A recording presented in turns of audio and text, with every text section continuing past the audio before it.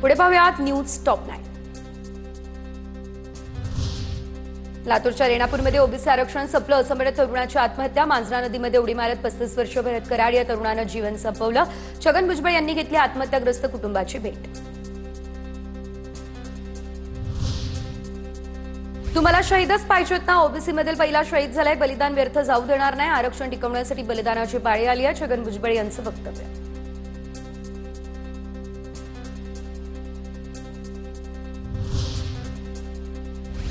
OBC आरक्षणासाठी भरत कराड यांनी आत्महत्या केल्याची घटना अत्यंत दुःखद आणि मन हेलावणारी। उपमुख्यमंत्री अजित पवार यांचे ट्विट। सरकार सर्व समाज घटकांच्या न्याय हक्कासाठी कटिबद्ध असंही ट्विट। आत्महत्या करू नका, पंकजा मुंडेंचं सर्व समाजातील नागरिकांना आवाहन।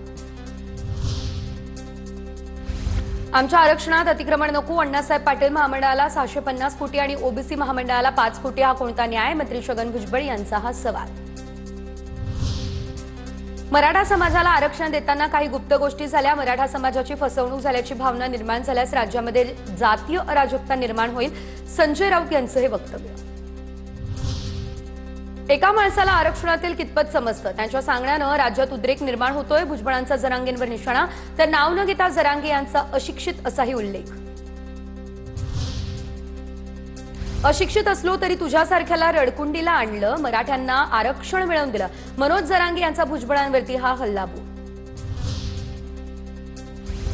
कुणबी प्रमाणपत्र देण्याचा जीआर कायद्याच्या चौकटीत बसणारा, जीआरमुळे ओबीसी आरक्षणाला धक्का लागत नाही, उपमुख्यमंत्री एकनाथ शिंदे यांच्याकडून स्पष्ट। जातीतून आरक्षण घेणाऱ्यांना ईडब्ल्यूएस मधून आरक्षण मिळत नाही, ईडब्ल्यूएस वरून मराठा समाजाला प्रश्न विचारणाऱ्यांना भाजपच्या आशिष शेलार यांचं उत्तर।